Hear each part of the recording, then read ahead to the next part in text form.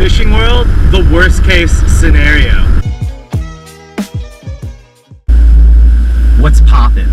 I'm here, about to go fishing. I put down 50 Shades of Grey. I'm being productive, allegedly. The water's blown out. The nice thing is there's a little creek that I can go fish if the fishing's atrocious.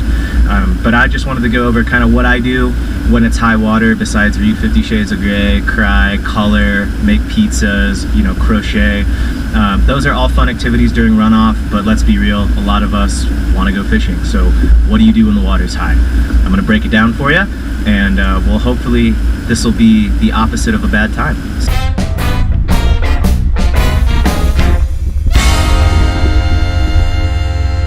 This is what we call in the fishing world the worst case scenario. Let's try to make lemons out of lemonade, or lemonade out of lemons, or beer out of beer. The only way to salvage a day like this is just to take advantage of what you have available. What we have available is the confluence of a smaller creek spitting in clear water.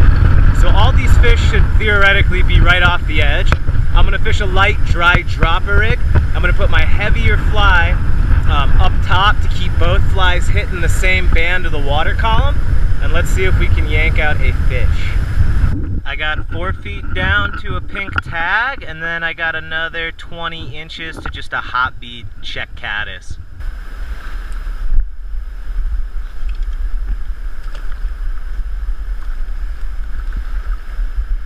Don't like the way the flies are riding with this dry fly on, so I'm just gonna pop it off.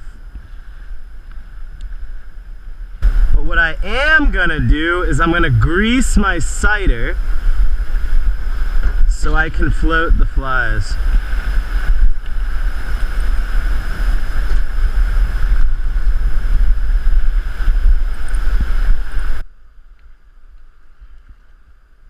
I'm bumping up the weights because, as you can see, it's super windy, so I want to establish a better connection to my flies. Hopefully this does the trick.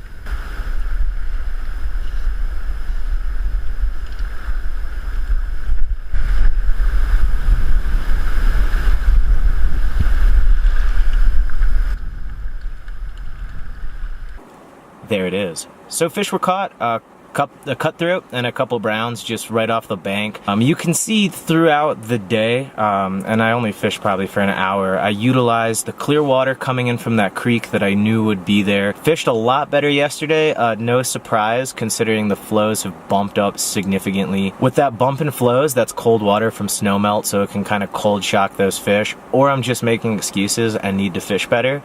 But would I be a real fisherman if I didn't make excuses? I don't think so. Anyway, you'll notice that there was a small sliver of clear water behind a rock, and using that obstruction, all the fish came out of that little bucket. I found some success just fishing patterns with hot beads, a lot of UV in them, did a mix of dry dropper, up and across, and upstream Euro nymphing techniques. Big shock, whoop-de-doo. I know I'm quite one-dimensional, but it worked. And cutting off that dry fly, I think, was a big key to today's success. I could really control exactly where I wanted my flies, even with the high wind and multiple currents. That just goes to show, you know, even if the conditions are the opposite of good, you can still out and have a good time. The big plus was that there were no other anglers today who would be dumb enough to fish in this. But, you know, if you do have the advantage of living close to a river, try fishing it in not so ideal conditions, and you'll be surprised what you can do. I hope you enjoyed that video, or at least didn't hate it. I hope you enjoyed fishing with me today. Maybe you did, maybe you didn't. Maybe you like my Neared. I can give you some awesome grooming tips in the next video. Comment if you want to see that. But thanks for everything. Please like and subscribe. Thanks.